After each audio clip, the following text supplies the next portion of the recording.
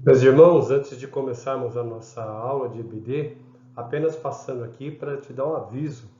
Nosso EBD volta à forma presencial a partir do dia 12/9. Então essa aula que você está tendo no dia 5/9, é a última aula, pelo menos nesse formato gravado, né, do jeito como vinha vindo desde o início da pandemia em março de 2020. Então, a partir do dia 12/9, nossas aulas serão presenciais, tá? Sempre ali antes do culto, né, às 17 horas. Fiquem com Deus, um forte abraço. Graça e paz aos irmãos, é um privilégio estarmos juntos em mais um momento, onde a gente dedica aqui alguns minutos, uma horinha e pouco mais ou menos, para nós estarmos juntos na EBD, Escola Bíblica Dominical, estudando mais uma lição da nossa revista. Hoje, começando aí a lição de número 8, Josué, a conquista da Terra Prometida. E começando também mais um pedaço da história de Israel. Lembre-se que nós começamos ali nos 4 primeiros capítulos da nossa revista, estudando sobre a era patriarcal, né? Deus de Isaac, Abraão e Jacó. Quarto capítulo, vimos a história de José. Capítulo 5, 6 e 7, a era mosaica, mais especificamente onde o povo de Israel estava no Egito, e ele foi liberto e houve o período de peregrinação. Agora começa um terceiro bloco que fala sobre o momento da conquista de Canaã, o momento em que o povo já tem a lei, já tem a aliança e já é uma nação um pouco mais formada e robusta e estaria às portas de Canaã. O líder já não é mais Moisés, agora é Josué. Josué é o personagem assim, o homem levantado por Deus para esse novo momento da história do povo de Israel, do povo de Deus. Mais um detalhezinho também é que estamos estudando uma revista chamada História de Israel. E sim, estamos vendo alguns bons momentos aí da história de Israel. Porém, eu tenho me esforçado para tentar dar uma noção de teologia bíblica, sempre linkando a história com o Novo Testamento e com o principal protagonista de toda a Bíblia, que é Jesus Cristo.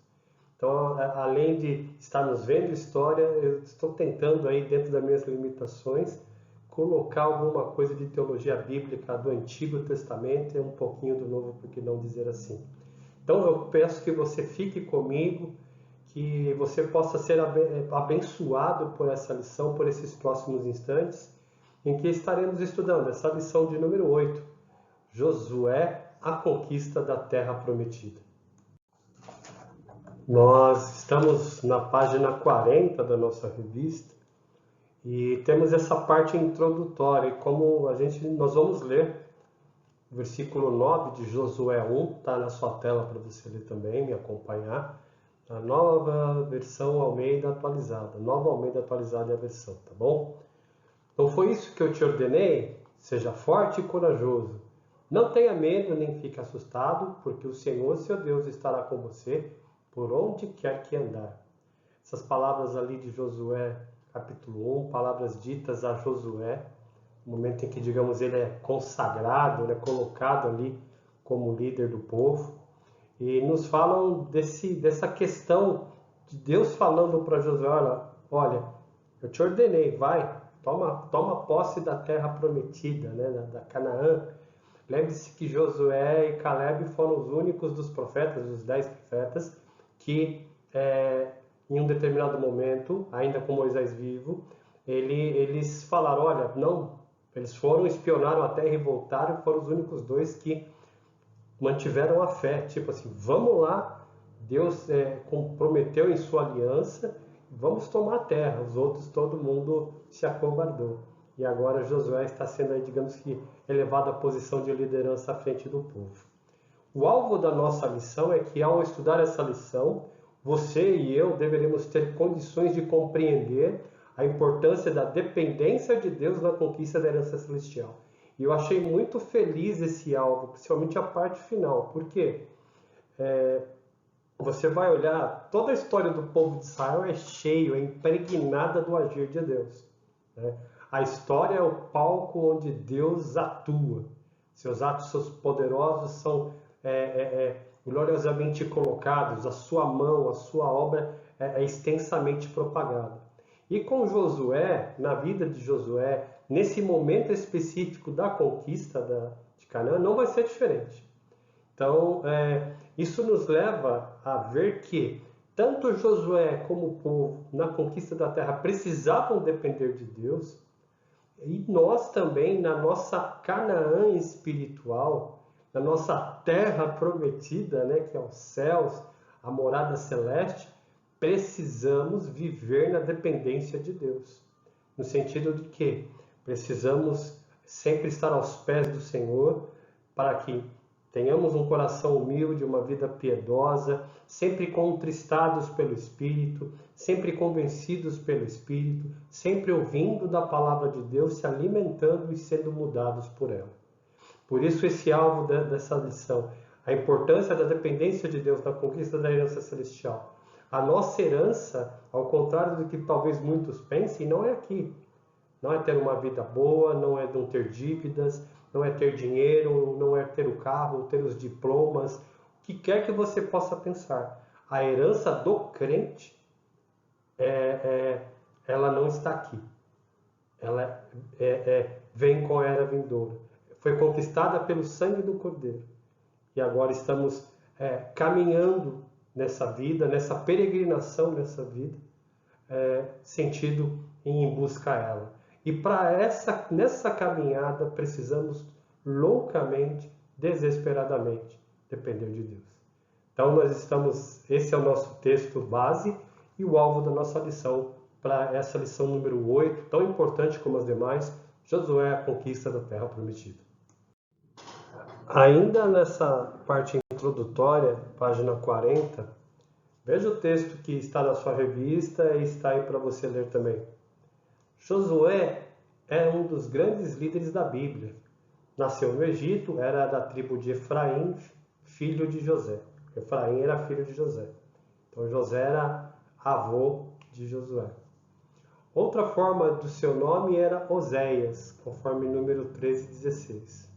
Sua primeira batalha foi para defender Israel contra os ataques dos Amalequitas, Êxodo 17, 9-13. Depois tornou-se assistente pessoal de Moisés. Lembre-se que quando Moisés foi subir lá no monte lá, para receber a tábua das leis, buscar o Senhor, quem ficava ali no nível inferior do monte era Josué. Josué ia até lá no topo ver o Senhor e Josué ficava ali mais para baixo. Depois tornou-se assistente pessoal de Moisés, servindo e aprendendo com ele. Ao final da vida, Moisés pediu a Deus que designasse um homem para ficar à frente do povo, a fim de ser seu sucessor. O Senhor indicou Josué e mandou que fosse colocado como líder do povo. Números 27. Eu estou com o Números 27 aberto aqui, só para a gente fazer uma reflexão rápida, né? A partir do versículo 12 de Números 27, Deus anuncia meus irmãos, Deus anuncia que Moisés vai morrer, tá? E a primeira preocupação de Moisés, no verso 16, que o Senhor, autor e conservador da vida, põe um homem sobre essa congregação, que saia diante deles, que entre adiante deles, que os faça sair e que os faça entrar, para que a congregação do Senhor não seja como ovelhas que não têm pastor. Então Moisés, ele pensa num líder. Senhor, não deixa o povo sem líder.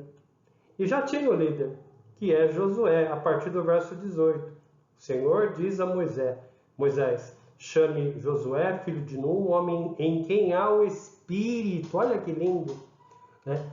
Homem em quem há o Espírito. Josué, antes desse momento, ele aparece em alguns momentos esporádicos, mas sempre se mostrando um crente fiel, né? O episódio dos espias, né, é um caso clássico da vida de Josué. Em que há o Espírito. Aqui, nitidamente, Deus falando para Moisés, olha, Josué tem o Espírito Santo. Olha que bonito. E ele deveria ser apresentado ao sacerdote Eleazar e a toda a congregação. E Versículo 22 e 23, eu vou ler eles, é a referência que está aí na revista para você. Moisés fez como o Senhor lhe havia ordenado, chamou Josué, o apresentou ao sacerdote Eleazar e a toda a congregação, impôs as mãos sobre ele e ele deu as suas ordens, como o Senhor havia falado por meio de Moisés. Ou seja, nós vemos aqui que da preocupação de Moisés, um sucessor é apontado. E um sucessor em que o Espírito estava nele. Um sucessor que teria muitos desafios, né?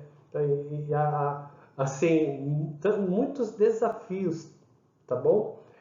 Em outro nível, em outros aspectos, mas também ele precisaria depender muito de Deus. Então, Josué é um personagem rico, é um personagem que nos chama a atenção para a dependência de Deus, nos chama a atenção para avançar na nossa vida espiritual, dependendo, sobretudo, da misericórdia de Deus, do poder de Deus sobre a nossa vida. Então, nós terminamos essa parte introdutória. Nossa lição ela se divide basicamente aí em 3 pontos, e na próxima lâmina a gente já começa vendo o primeiro ponto, que é a conquista da terra prometida. Antes de passarmos para os 3 pontos da nossa lição, eu coloquei essa tabela do comentário de John MacArthur, que nos mostra aí os pontos que estão relacionados nas Sagradas Escrituras ao preparo de Josué para o ministério. Moisés, quando sabe que vai morrer, Deus fala para ele, né? A primeira preocupação dele é sobre o líder, né? E o líder estava ali do lado dele. O Senhor já havia preparado um homem para a altura, para seguir ali os passos de Moisés e conduzir o povo para a conquista de Canaã. Então eu coloquei essa tabela. Você pode depois, em um determinado momento, olhar e ver as referências. É extremamente engrandecedor, é extremamente importante. Nós vemos como Deus controla todas as coisas. Quando a gente está indo, ele já está indo e voltando um monte de vezes, porque ele já sabe o que vai acontecer. E no caso da preparação do substituto de Moisés, foi a mesma coisa. Deus preparou e já estava preparando um homem à altura de Moisés, que seria aquele que sempre acompanhava o jovem Josué. Vamos começar o nosso primeiro ponto da revista, a conquista da terra prometida. Estamos aí no meio da página 40. Esse ponto ele é dividido em 4 subpontos. Antes de passar por esses 4 subpontos, vamos ler aí o texto da revista, a parte introdutória desse primeiro ponto. A posse da terra já estava garantida pela promessa de Deus. Israel apenas deveria se apossar dela. Entretanto, os habitantes dali tinham que ser eliminados, pois foram julgados por Deus, embora lhes fosse permitido ficar até que Israel chegasse diante da terra, para que os animais selvagens não proliferassem. Deuteronômio 7:22. Como Abraão havia entrado na terra e andado por ela simbolicamente, tomando posse, Israel também deveria fazer desta vez de fato e de verdade. Gênesis 13:17 e Josué 1:3. Logo de início, temos uma questão importante aqui. O povo ele estava pronto ali a momentos ou instantes antes de entrar na terra prometida, de tomar posse dela. E a gente vê nesse texto aqui que o autor da revista fala que antes de se apossar, os habitantes de Canaã teriam que ser eliminados. Isso gera muita polêmica. Deuteronômio 7, 1 e 2, nós temos essa ordem. Essa ordem se repete lá em capítulo 20, verso 16 a 18. E percebam que antes do povo de Israel entrar ali, ele teria que combater aqueles povos que estavam e matar todo mundo. É isso mesmo, adultos, crianças, não catar nada, despojo nenhum. E isso, num primeiro momento, causa um espanto, é assunto de controvérsia. Por que que Deus sendo bom, Deus sendo puro, Deus sendo santo, justo, Deus é amor, por que que tem que matar todo aquele pessoal? É uma questão muito complexa, eu vou passar raspando por isso e eu vou te dar uma sugestão de leitura, tá bom? Se você quer se aprofundar nisso, nessa questão, eu vou te dar uma sugestão de leitura. Mas olhando aqui o comentário de John MacArthur, ele, ele cita 3 motivos porque seria justificável a destruição desses cananeus, ou porque eles deveriam ser destruídos completamente. Havia ali em Canaã em torno de 7 nações, e essas 7 nações elas controlavam tudo o que acontecia ali em Canaã, e elas deveriam ser destruídas. Primeiro motivo é que John MacArthur em seu comentário dá: os cananeus mereciam morrer por seus pecados. Ou seja, não era um povo bom, um povo legal, gente boa. Eles eram pecadores. E veja só, John MacArthur ele dá uma referência aqui de Deuteronômio 9, 4 e 5.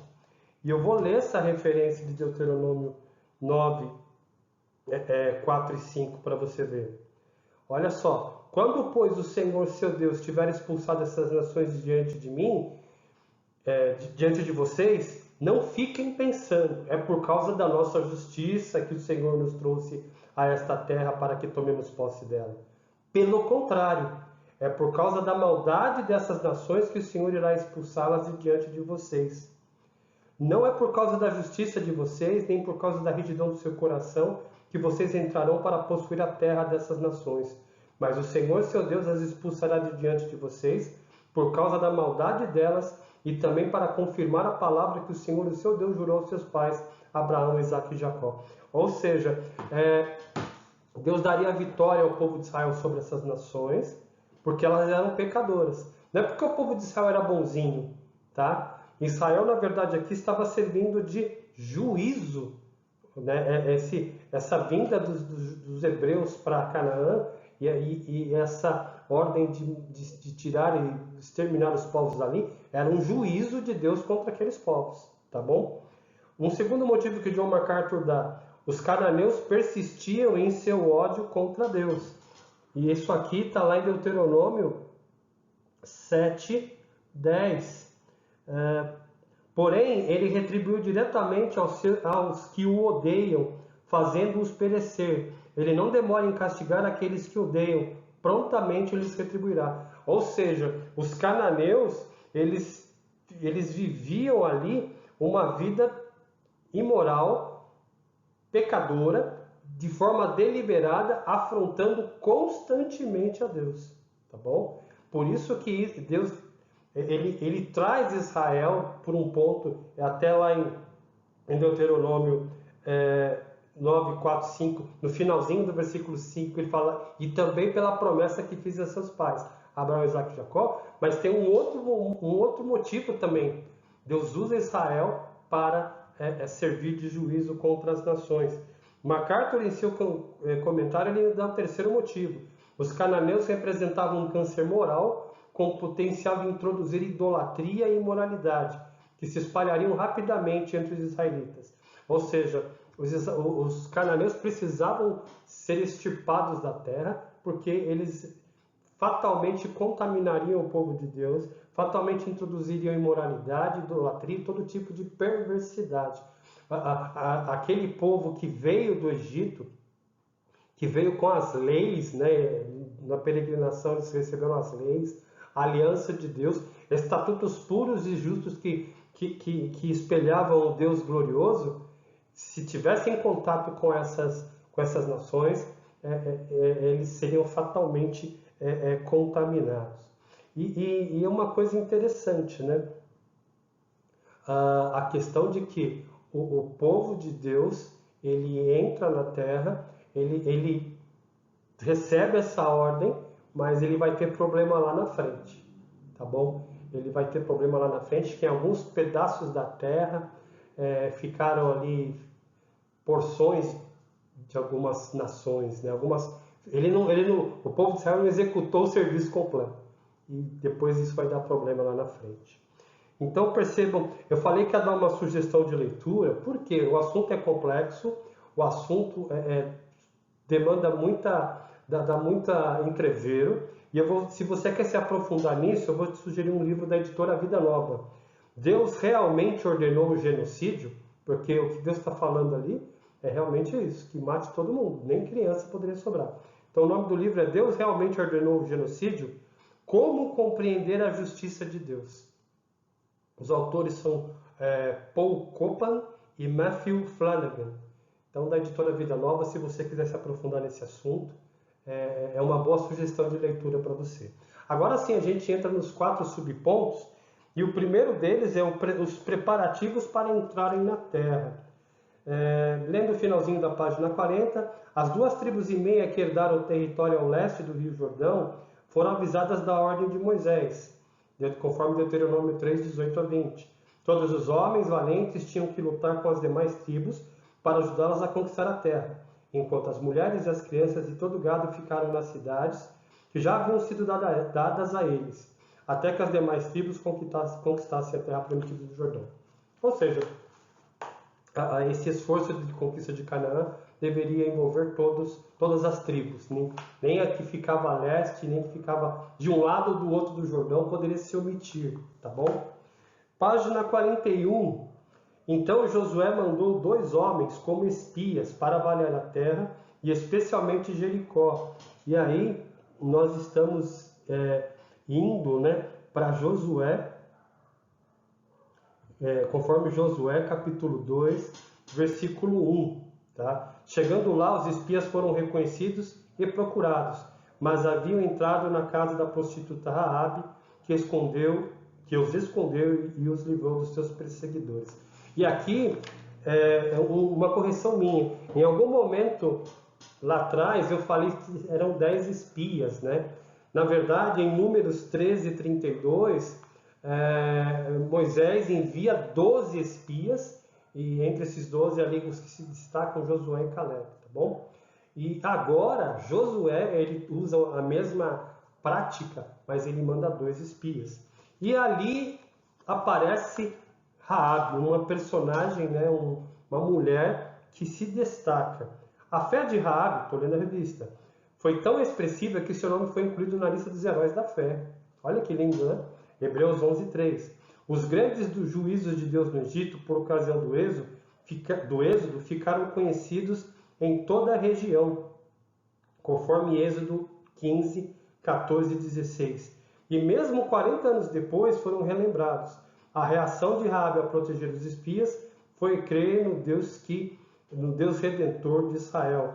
E aqui a gente vê no capítulo 2 de Josué que é isso mesmo que Raabe fala para eles. Quando eles falam, eles se revelam, se revelam, ela percebe o que está acontecendo. A partir do verso 9 do capítulo 2, ela fala: olha, bem sei que o Senhor deu esta terra a vocês, e que o pavor que vocês estão causando caiu sobre nós, e que todos os moradores da terra estão se derretendo de medo. Verso 10. Porque ouvimos que o Senhor secou as águas do Mar Vermelho diante de vocês. Ou seja, a história do Egito estava fresquinha na cabeça dela, na cabeça dos moradores de Jericó, que era uma cidade murada, uma cidade totalmente inexpugnável aos olhos humanos, e aos demais moradores da terra. O que havia acontecido no Egito estava fresquinho na cabeça deles. Então isso leva a Raabe a reconhecer que o que está acontecendo é a vontade de Deus. E mais do que isso, ela se submete a esse Deus. Continuando a revista. Raabe pediu proteção, que lhe foi garantido se ficasse na casa que estava no muro da cidade com sua família e colocasse um cordão escarlate na janela. Assim, quando Jericó foi tomado, e aí tem uma história extensa, uma questão importante é você ler o livro de Josué, tá? Essas lições sobre Josué, acho que são a lição 8 e a 9, abrangem aí de Josué 1 até Josué 24. Tem muita coisa a ser lida. Aqui a gente só dá uma raspada no assunto, tá? Não é coincidência, assim, quando Moisés... Não, perdão, gente. Raabe pediu proteção lá no topo da 41.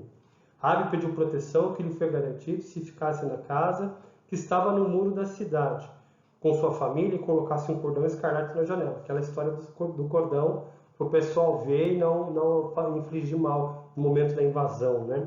Assim, quando Jericó foi tomada, Raabe foi poupada, unindo-se ao povo de Israel. Ela tornou-se uma israelita. Ela se casou com Salmão, israelita, e se tornou ancestral de Jesus. E olha que bonito, uma mulher gentílica, uma mulher gentílica, vai ver gentílica, não sei se está certo.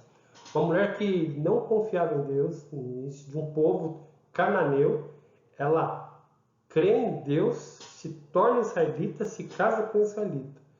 Ela é citada em Hebreus 11:3, na Galeria dos Heróis da Fé, e ela faz parte da genealogia de Jesus Cristo. Então, no Antigo Testamento, a gente vê vários pontos, né, em que, de repente, a gente vislumbra uma abertura para os gentios. Percebe? Caso de Raabe é um, Jonas indo pregar a Nínive é outro, consagração do templo por Salomão, quando ele fala, olha, as nações da terra virão adorar a Deus aqui nesse lugar. Vários pontos, né, em que a gente vê Deus, logo no Antigo Testamento, mesmo no Antigo Testamento, apontando, dando abertura para que, de alguma forma, ele alcançaria as nações, todas as nações da terra. Então, de uma maneira muito rápida, a gente viu que os preparativos para a conquista, o envio dos espias, a preservação de Raabe, a história de Raabe é muito linda, é uma coisa gostosa de ver, de ler, e a gente vê essas questões, principalmente a questão, né, dela se tornar Jesus é um descendente dela e Salmão, tá? Ponto 2, a travessia do Jordão. O povo, para chegar a Jericó, tinha que chegar a atravessar, passar pelo Jordão. Então, meio da página 41. Josué convocou o povo, santificai-vos, porque amanhã o Senhor fará maravilhas no meio de vós. É Josué 3:5, tá? Os sacerdotes, então, eles pegam a arca, que simbolizava a presença de Deus, o Senhor de toda a terra. Eles vão até o rio. Assim que os pés deles entram nas águas do Jordão, elas foram cortadas, ou seja, as águas que vinham de cima se amontoaram, parando de correr. Na parte de baixo, o rio secou completamente, até o mar, de forma que todos passaram a pés enxutos. E isso aconteceu, apesar de ser a época do ano em que o Jordão transbordava sobre as ribanceiras. Ou seja, aqui tem uma repetição, talvez numa escala um pouquinho melhor do que aconteceu na travessia do Mar Vermelho com Moisés, né? A partir do verso 16 do capítulo 3, aqui, é onde narra, né, o momento em que as águas que vinham de cima param de correr, ou seja, o rio estava vindo, de repente, a hora que os sacerdotes com a arca do Senhor colocam o pé na água, o rio para de correr, é como se erguesse um grande paredão aqui, e aqui, depois desse paredão, ficasse tudo seco, ou seja, a água parou de correr a ponto de que o pessoal passou ali sem dificuldade nenhuma. Na travessia do Mar Vermelho, dá a impressão que se formou dois grandes espelhos de água, né? Aqui não, o curso do rio é cortado por Deus, é um paredão e o povo passa. Tal intervenção de Deus confirmou a autoridade de Josué, e isso foi importante, né? Ele cita aqui Josué 4,14. Naquele dia o Senhor engrandeceu Josué na presença de todo Israel e respeitaram-no todos os dias da sua vida, como haviam respeitado Moisés.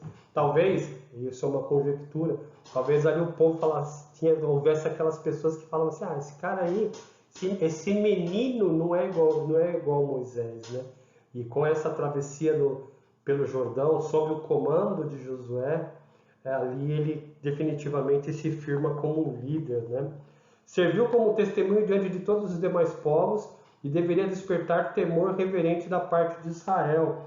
Ou seja, versículo 4, capítulo 4, 23 e 24. Porque o Senhor, o seu Deus, fez secar as águas do Jordão diante de vocês, até que vocês tivessem passado, como o Senhor, o seu Deus, fez no Mar Vermelho, que ele secou diante de nós, até que tivéssemos passado, para que todos os povos da terra saibam que a mão do Senhor é forte, a fim de que vocês temam o Senhor, seu Deus, todo dia, todos os dias.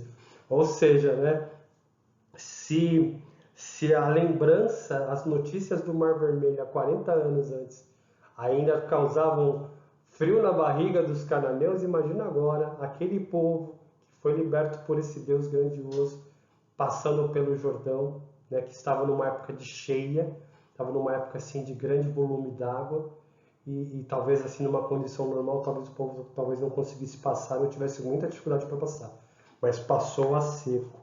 Não é coincidência, assim aconteceu quando Moisés e Israel atravessaram o Mar Vermelho a pés enxutos. O evento deveria ser registrado e explicado às gerações futuras. Ou seja, mais uma ordem de Deus. Josué 4, 21 e 22. Eram esses grandes eventos, essas grandes intervenções divinas, deveriam ser lembradas, contadas de geração em geração. Tá? E aqui, assim como a Páscoa, né, também deveria ser relembrado, aqui a gente vê que, ao contrário, naquela época não tinha telefone sem fio, né? Aquela coisa, eu falo uma coisa para uma pessoa, ela fala outra coisa para outra pessoa e assim vai. Durante bom tempo, a cultura, a questão das palavras de Deus, muitas vezes havia ali a transmissão oral. E essa transmissão oral não é que nem hoje, né? Todo mundo com a memória fraca, todo mundo meio convidado, que esquece e confunde, não. Era rigorosa. Até o momento da escrita, a comunicação oral, a transmissão oral, a tradição oral, valia muito a pena. Por isso que sempre houve isso na Páscoa, houve isso aqui também, isso deve ser contado para gerações futuras. Daqui 40, 50, 70 anos vai ter gente, vai ter crianças, vai ter povo em volta da fogueira ouvindo alguém contar fidedignamente essa história. Então a gente vai para o próximo slide, onde nós estaremos aí vendo os próximos 2 tópicos dessa nossa lição, desse ponto 1, a conquista da Terra Prometida. Partindo para o subponto 3 e para o subponto 4, do item 1, a conquista da Terra Prometida, a gente pode perceber que a lição ela pega pontos especiais da história de Israel na época de Josué, e de uma maneira bem rasa ela coloca aqui para a gente, tá bom? Esse subponto 3, o povo em Gilgal, olha só, todos os homens que nasceram no deserto foram circuncidados. Era sinal da aliança que Deus tinha feito com Abraão, conforme Gênesis 17, 1 a 14, e Josué 5, versículos 6 e 7, tá?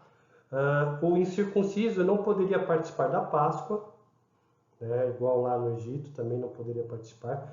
Em Gilgal, celebraram a Páscoa, relembrando a redenção do Egito, Josué 5:10. Também ali comeram os produtos de Canaã e o maná cessou. Ou seja, Josué 5 começa com um relato interessante, né? Falando que, versículo 2, o coração dos reis da região ali de Canaã se derreteram e eles derreteram de medo e eles ficaram desanimados porque os filhos, a notícia, né, da travessia do Jordão a seco pelos filhos de Israel chegou ali para todo mundo e os reis ficaram desanimados. Gilgal é importante porque houve a circuncisão dos homens que nasceram no deserto. Lembre-se, lá em Números 12, Números 13, número 14, nos relata ali a questão dos espias enviados por Moisés, os 12 espias, tá? E apenas Josué e Caleb dão uma resposta positiva, os outros 10 ficam apavorados de medo, a incredulidade toma conta do povo, o povo, acho que em Josué, em Números 14, começa a ficar desesperado e fala, poxa, por que você tirou a gente do Egito, Moisés? Para morrer aqui na mão desses cananeus, e leva a gente para o Egito. Chegou um ponto, a sedição, que eles queriam apedrejar Moisés. E se não fosse a glória do Senhor aparecer ali, Moisés teria sido morto pelas mãos do próprio povo, tá bom? E a gente vê uns versículos abaixo que Moisés, mesmo apesar disso, ele intercede pelo povo. Qual foi o castigo do Senhor? Exceto Caleb e Josué, todos os homens ali em torno de acima de 20 anos, eles não entraram na terra do Egito, na terra de Canaã, perdão. Todos morreram no caminho, todos morreram no deserto. E o que acontece aqui? Por que Gilgal é importante? A circuncisão antes da tomada da terra, a celebração da Páscoa, e eles trazem à memória aquilo que Deus tinha feito lá no Egito, tá bom? O subponto 4 já narra a tomada de Jericó, tá bom? Vamos ler aí o texto, o finalzinho da página 41. Quando se preparava para tomar Jericó, Josué se encontrou com o comandante do exército do Senhor, Josué 5, 13 e 15. Como foi com Moisés diante da sarça e com Jacó em Peniel, o Senhor se revelou a Josué. Ou seja, esse comandante do exército do Senhor é o próprio Senhor, tá? Por isso o local era a Terra Santa, e a gente vê isso, né? A partir no versículo 15 do capítulo 5 de Josué. Tire as sandálias dos pés, porque o lugar que você é santo, que você está é santo. Lembre-se lá de Moisés diante da sarça ardente, né? Tira a sandália dos seus pés, porque o lugar que você está pisando é santo. Então era o próprio Senhor. O Senhor lhe apareceu como homem armado para a guerra, instruiu na maneira em que deveria conquistar Jericó. E aí tem uma série de instruções, né? Que são levadas aí a cabo a partir do capítulo 6 de Josué. Após terem rodeado a cidade por 7 dias sob a liderança da Arca de Deus e dos sacerdotes, tocado trombetas de chifres de carneiro, os homens de Israel viram as muralhas de Jericó cair diante de si. Eles entraram e destruíram a cidade, matando todos os habitantes. Raabe e sua família foi salva conforme os espias haviam prometido.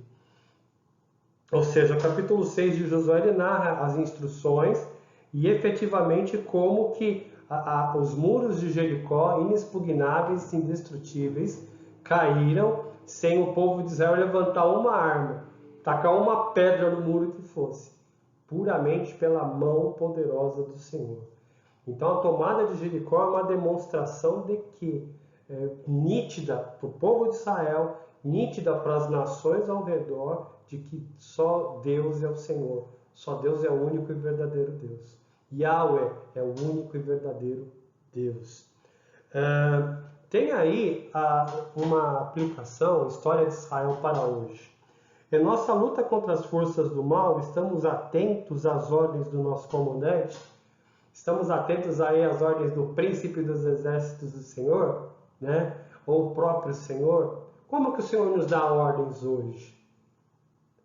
Anjos tocando, aparecendo para a gente, sonhos, visões, em casos muito esporádicos talvez, mas nós temos, né, as ordens, a vontade do Senhor, aquilo que Ele deseja dos seus filhos, expresso nas Sagradas Escrituras. Nada mais, nada menos do que isso, tá? Somos totalmente submissos a Ele, em submissão à vontade de Deus, quando ela é expressa, e a gente sabe disso, ela é clara para a gente, sempre gera problemas. Vide Números 12, 13 e 14, essa edição do povo, tá bom?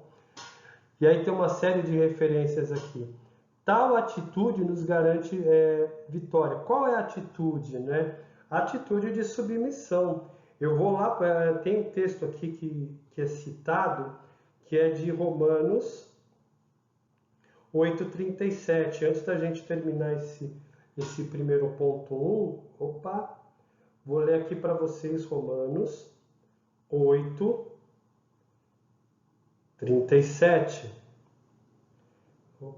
Tá chegando aqui. Em todas essas coisas, porém, somos mais do que vencedores por amor daquele que nos amou. Porque eu estou bem certo de que nem a morte, nem a vida, nem os anjos, nem os principados, nem as coisas do presente, nem do porvir, nem os poderes, nem a altura, nem a profundidade, nem qualquer outra criatura poderá nos separar do amor de Deus que está em Cristo Jesus, nosso Senhor. Ou seja, precisamos estar submissos, entendendo, compreendendo a vontade, buscando a vontade de Deus contida nas suas sagradas escrituras. Porque assim essas palavras de Paulo aos Romanos no capítulo 8, verso 37, se tornam evidentes na nossa vida. Nós somos mais do que vencedores. Não porque a gente é bom, não porque a gente é a última bolacha do pacote, não porque eu tenho um preço valioso, assim, não porque em mim mesmo eu tenho um preço valioso, não, mas por aquilo que Deus fez por nós em Cristo Jesus. Por aquilo que Deus fez e faz pelo seu povo, por aquilo que Deus fará ainda pelo seu povo. Então, meus irmãos, nós terminamos esse primeiro ponto, a conquista da terra prometida. Segundo ponto, vai nos falar sobre a aliança. É a renovação da aliança, ou a aliança renovada. Item 2 da nossa lição, a aliança renovada. Estamos aí no meio da página 42. Vamos ler o texto da revista e a gente vai comentando algumas coisas. Ao contrário da astúcia e da sabedoria usadas pelo povo a entrar em Canaã, foram mandados poucos homens para atacar a cidade de Ai, por achar a cidade pequena e fácil de ser dominada. Aconteceu, entretanto, que Israel foi derrotado. Josué, perplexo, se prostrou perante o Senhor e reclamou. O Senhor, porém, respondeu: Israel pecou e violaram a minha aliança, aquilo que eu lhes ordenei. Josué 7:11. Não deviam pegar nada do despojo de Jericó, tudo ali tinha que ser queimado, e o que fosse de ferro, bronze, prata ou ouro deveria ser depositado no templo do Senhor. O que aconteceu aqui? A gente viu Josué capítulo 6, Jericó foi tomada, e a gente viu como foi o cerco, todo o preparo, as voltas, o muro caindo, Raabe sendo salva, né? E no meio ali, em Josué 6, havia uma ordem do Senhor, né?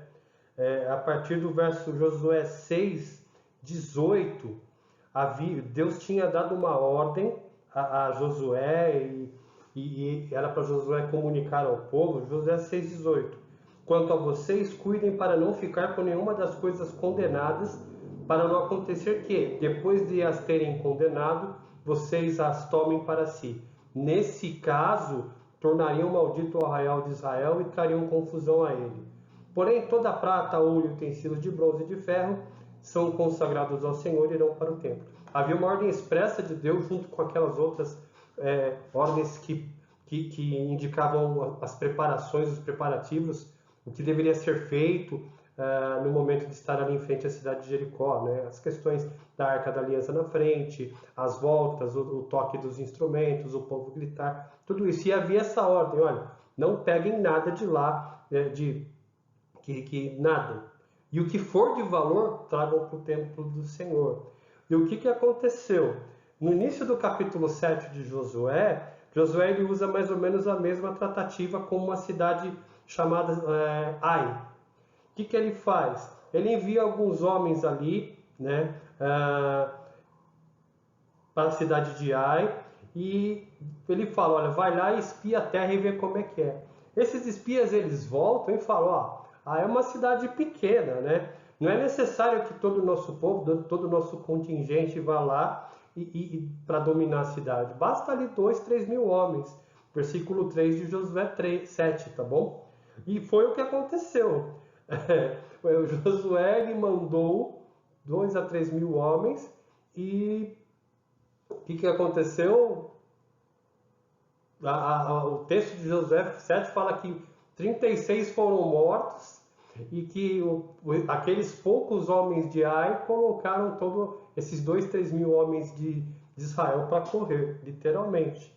Versículo 6 de Josué 7, então Josué rasgou sua roupa e se prostrou com o rosto em terra diante da arca do Senhor até a tarde. Ele e os anciãos de Israel, e puseram pó sobre a cabeça.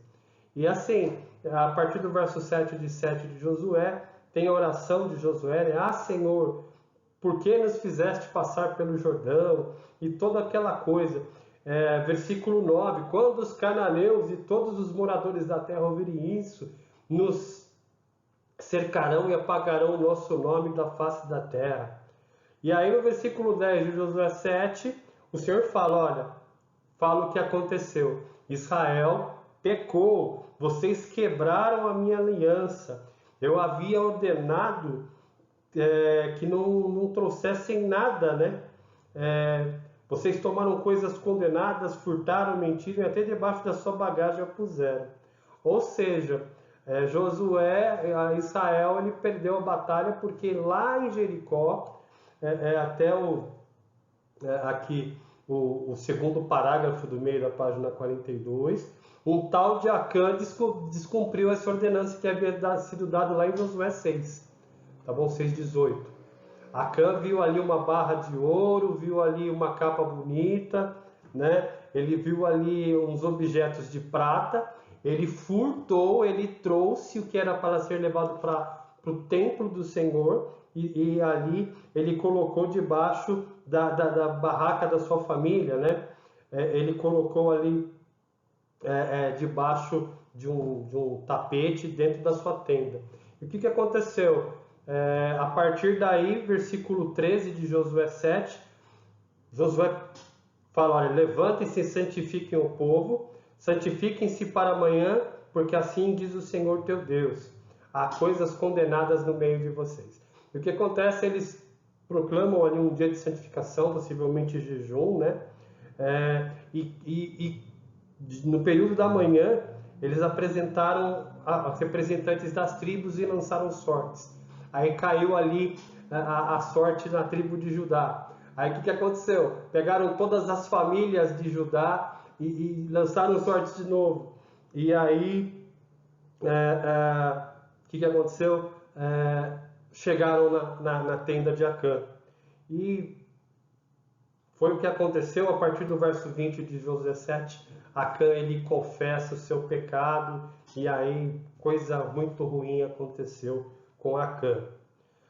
A partir daí, o último parágrafo aí desse termo 2, desse item 2, então Josué levou o povo a Siquém, o Monte Ebal, para renovar sua lealdade ao Senhor, como Moisés havia ordenado em Deuteronômio 11:29. Eu estou aqui com a Bíblia Almeida 21, Deuteronômio, páginas grudadinhas, 11:29.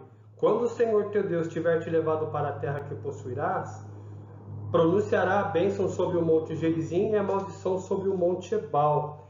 Moisés tinha feito algo parecido em Deuteronômio 28, no momento de renovação de aliança.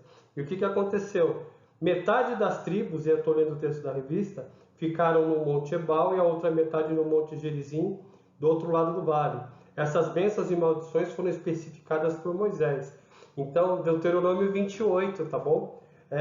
Deuteronômio 28, do 1 até o 14 é bênçãos, ou seja, se ouvires atentamente a voz do Senhor teu Deus, tendo o cuidado de guardar todos os seus mandamentos que hoje te ordeno, o Senhor teu Deus te exaltará sobre todas as nações.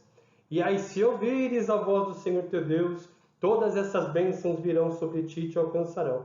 A partir de Deuteronômio 28:3 começa: bendito serás na cidade e no campo, bendito serás o fruto do ventre, e assim vai.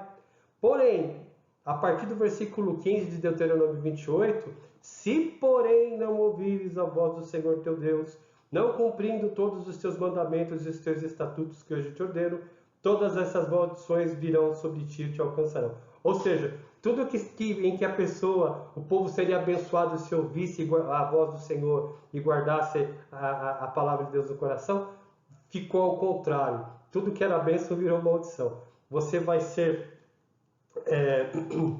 maldito serás na cidade e no campo, maldito serão o teu cesto e tua vasilha, maldito será o fruto do teu ventre, e por aí vai. Josué aqui, ele faz a mesma coisa. E essas maldições, a revista ela cita, né? Tanto a bênção como a maldição atingiu amplamente a vida do povo, o crescimento das famílias, a prosperidade do campo, a defesa contra os inimigos. As palavras da lei foram escritas em pedras e recitadas em voz alta. Todos ouviram. É aqui Deuteronômio 8:35.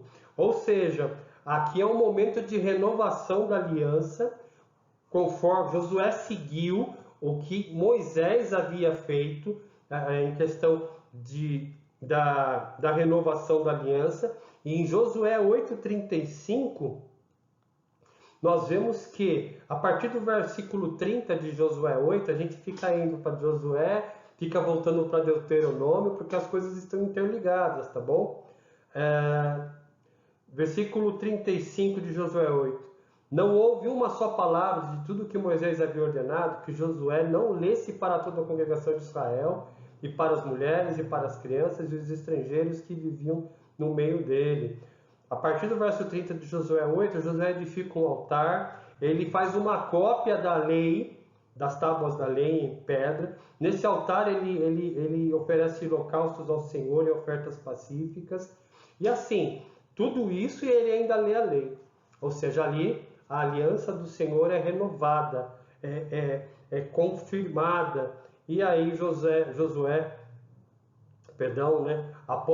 em Josué 8, eles voltam, depois de terem acabado com Acã e sua família no final de Josué 7, em Josué 8, a cidade de Ai é dominada, é conquistada, a vitória vem. Aí depois, no final de Josué 8, existe ali a aliança, né? A renovação da aliança de Josué como líder e do povo com Deus. E aqui a gente vê uma coisa interessante, né? É sempre importante lembrarmos das promessas de Deus, lembrarmos de quem é Deus e renovarmos, por que não dizer, o nosso amor, o nosso temor. Porque você percebe, né?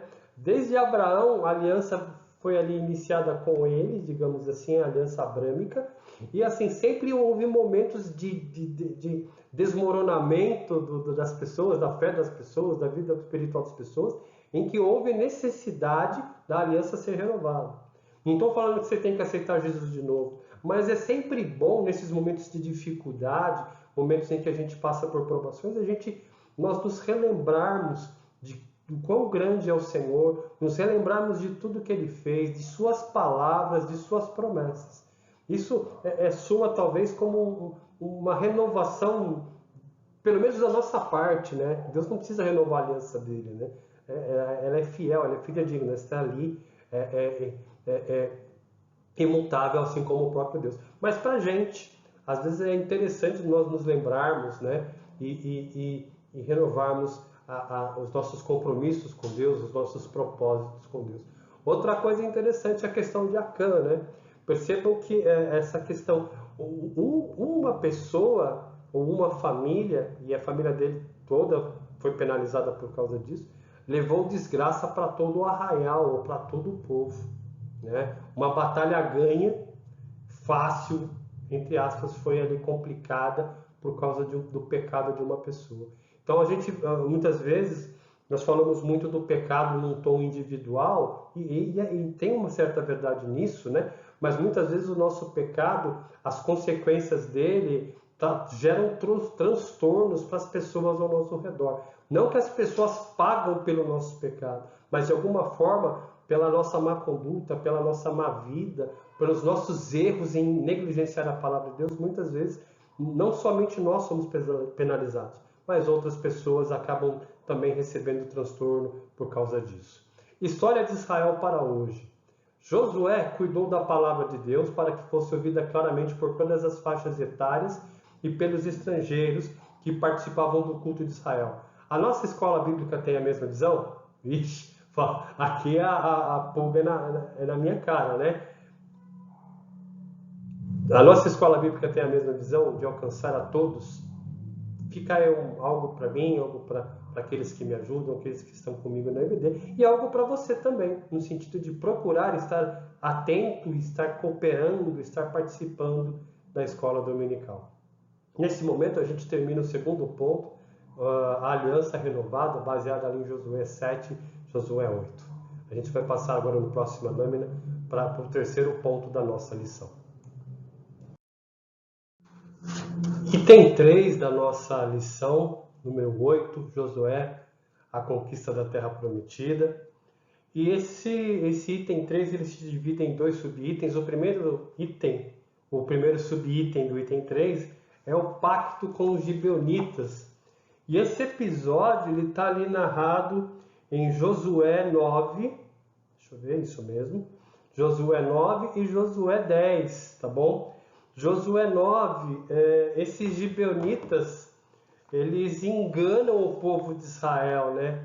Eles aparecem ali e eles se apresentam como pessoas paupérrimas, né? Pessoas em dificuldade. Isso aí está registrado em Josué 9, 14 e 15. Ou seja, se apresentam como pessoas em extrema dificuldade. E no versículo 14 e 15 de Josué 9, Josué e o povo eles acreditam. Então os israelitas aceitaram os alimentos dele e não pediram conselho ao Senhor. Josué concedeu-lhes paz e fez com eles aliança, de lhes poupar a vida, e os chefes da congregação confirmaram esse juramento. Ou seja, os gibeonitas eles tinham visto tudo que Josué estava fazendo, as conquistas de Josué e do Senhor, né, usando Josué. E então eles usaram de um ardil, né, eles se aproximaram do povo de Israel, dizendo serem quem não eram. Eles colocaram em roupas velhas, sandálias velhas remendadas, e vieram com pão bolorento, pão seco e bolorento. Eles encontraram com Josué e os líderes lá em Gilgal. Ou seja, eles usaram o ardil para enganar o povo de Deus. Eles não consultaram o Senhor, versículo 14 deixa isso bem claro. E assim, para quê? Para fazerem um tratado com o povo de Israel, para um tratado de não agressão. Tipo, com a gente vocês sempre terão paz, vocês nunca nos agredirão, aí sempre nos protegerão. Versículo 16 de Josué 9, ao fim de 3 dias, depois de terem feito aliança, souberam que eram seus vizinhos e moraram perto deles. Ou seja, eles descobriram a traição, né? A mentira, na verdade, né? Ficaram loucos os líderes do povo. O povo de Israel queria ir lá e matar os gibeonitas, mas tinha um pacto, tinha ali um acordo e eles não podiam voltar atrás. E no final das contas, Josué ele honrou o pacto, né, com os gibeonitas, mesmo eles tendo enganado a Josué e ao povo, aos líderes do povo. E o que aconteceu aqui no finalzinho do verso do capítulo 9? Josué fez como tinha dito e livrou das mãos dos filhos de Israel e não os mataram. Naquele dia, Josué os fez rachadores de lenha e tiradores de água para a congregação e para o altar do Senhor até o dia de hoje, no lugar que Deus escolhesse. Ou seja, os gibeonitas eles tornaram-se aí cooperadores, rachadores de lenha, tiradores de água para o povo de Israel ali, para os filhos de Israel. Uma coisa interessante, a partir do capítulo 10 de Josué, o que acontece? Uma aliança, né, de 5 reis vem e sitia Gibeão, que é de onde vem os gibeonitas, né? Conclusão, o povo de Israel, ele a partir do verso 6 do capítulo 10 de Josué, ele presta socorro a Gibeão, né? Só que eram 5 reis, né? Josué 10:1, Adonisedeque, rei de Jerusalém, né? Ele chama aí,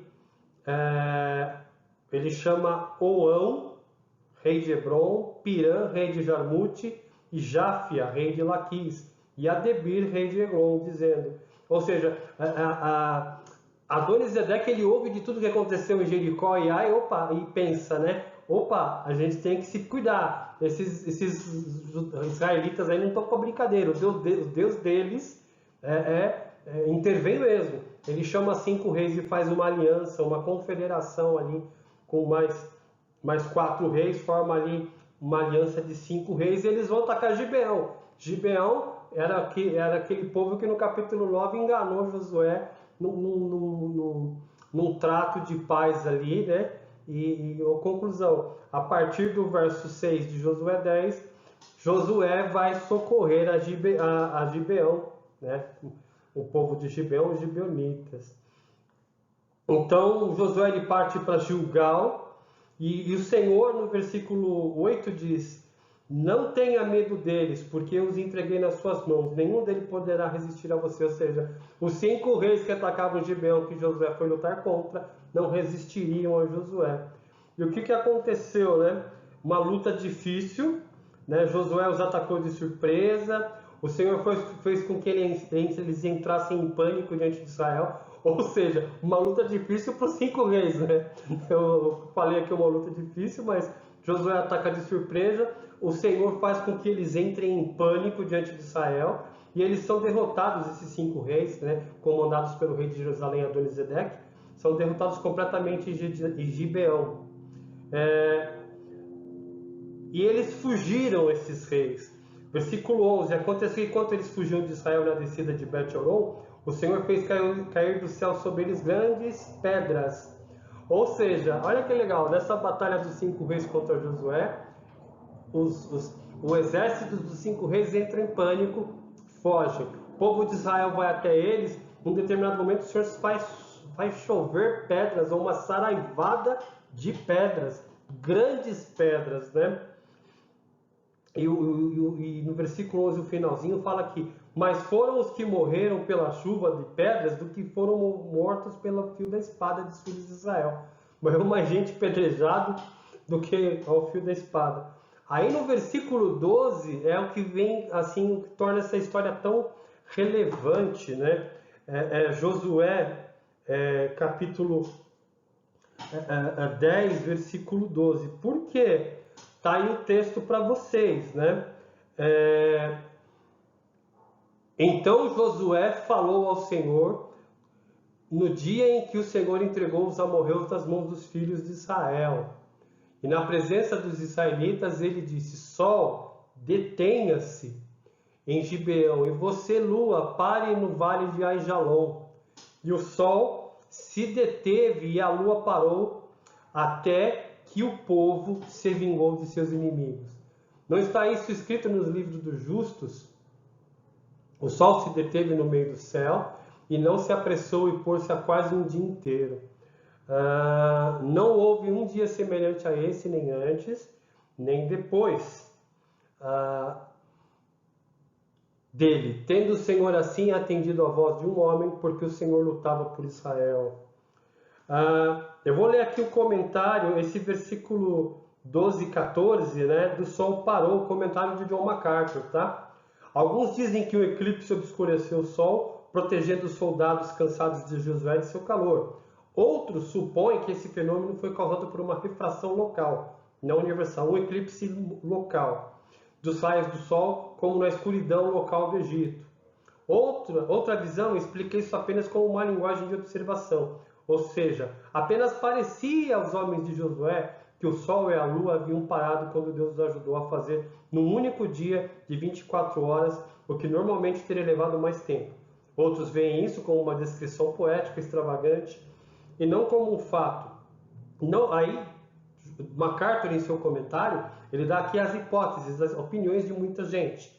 Mas aí MacArthur dá dele. No entanto, essas ideias não fazem jus a Josué 10, 12 e 14. E sem necessidade questionam o poder do Deus Criador. É melhor aceitar isso como um milagre monumental. Josué, movido pela vontade de Deus, ordenou que o sol se detivesse. No hebraico, esse detivesse parar, silenciar, deixar.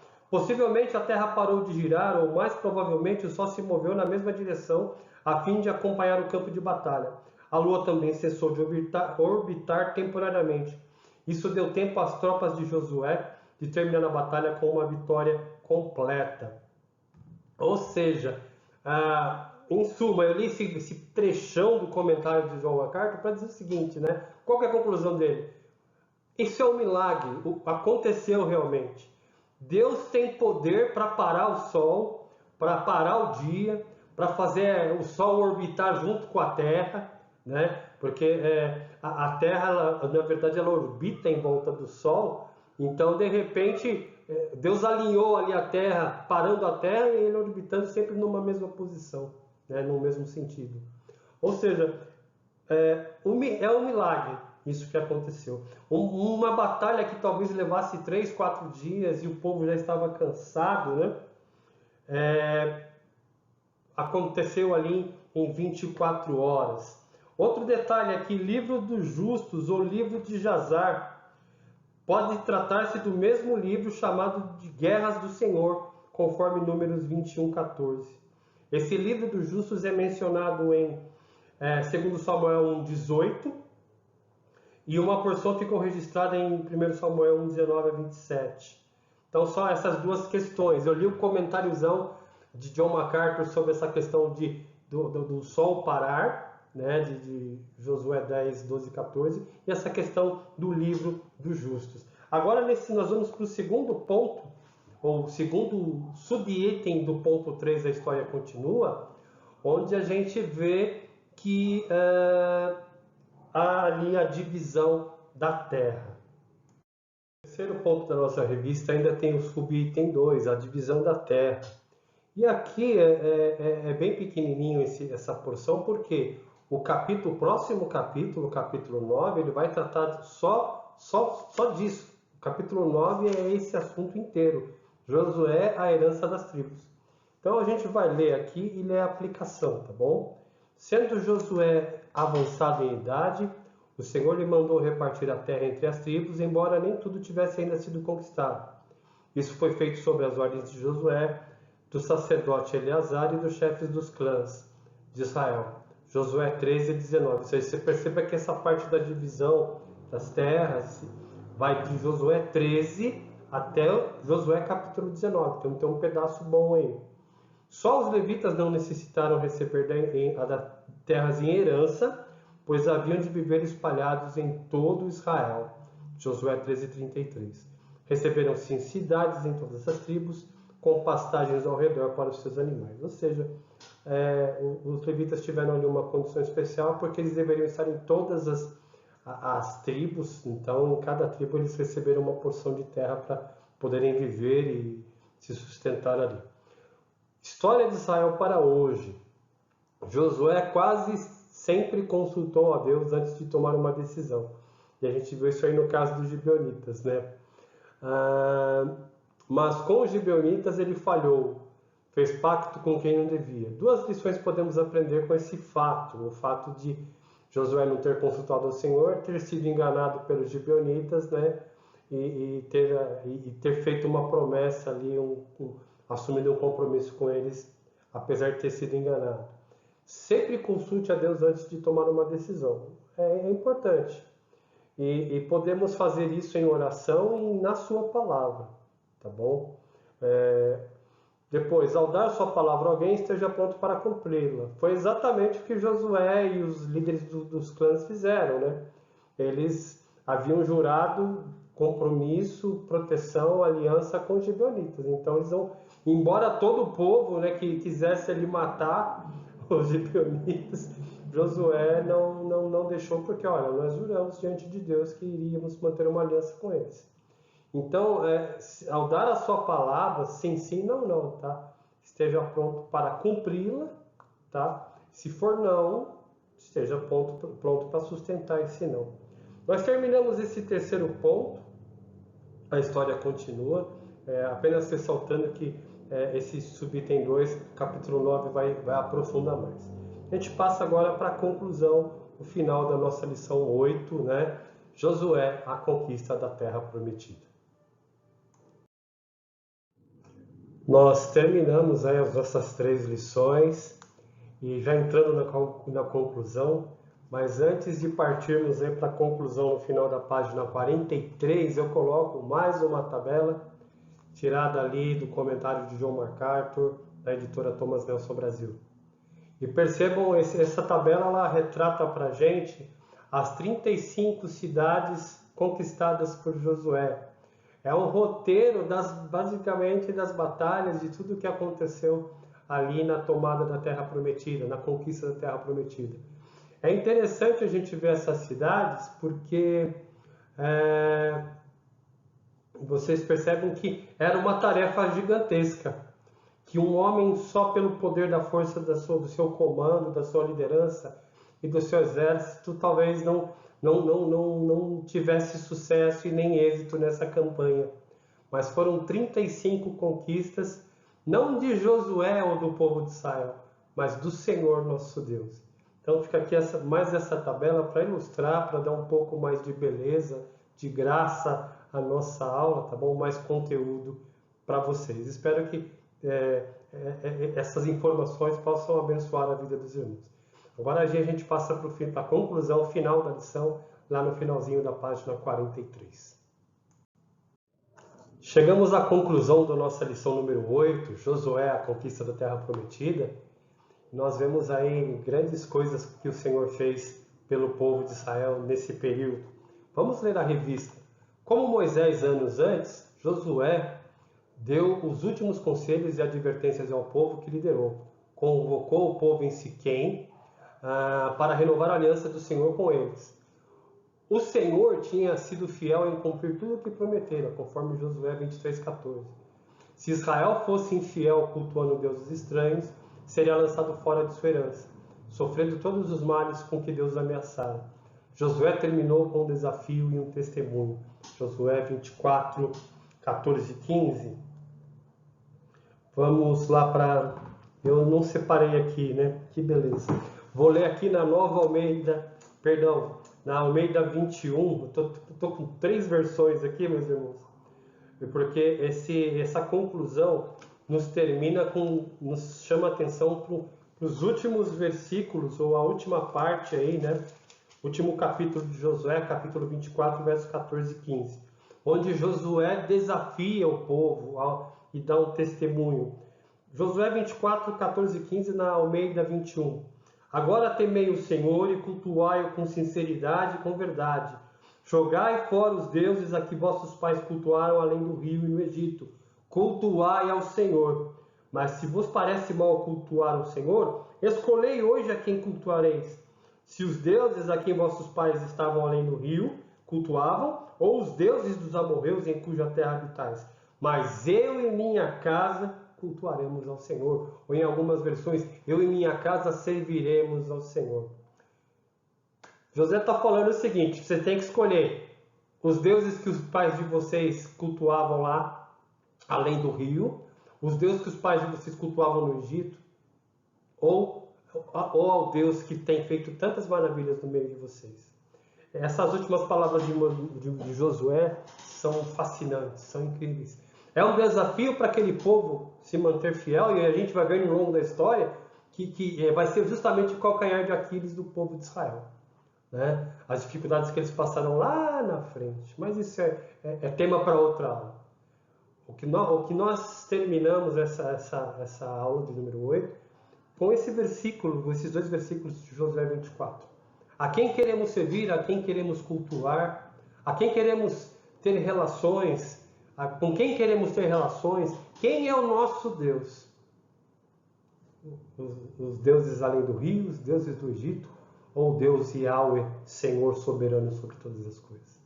Que eu e você vivamos dignamente, uma vida digna desse Senhor soberano, que atuou na vida do povo de Israel, aqui no livro de Josué, e que, por que não dizer, atua na minha e na sua vida. Sendo assim, meus irmãos, que Deus os abençoe, tenham um bom domingo e um forte abraço.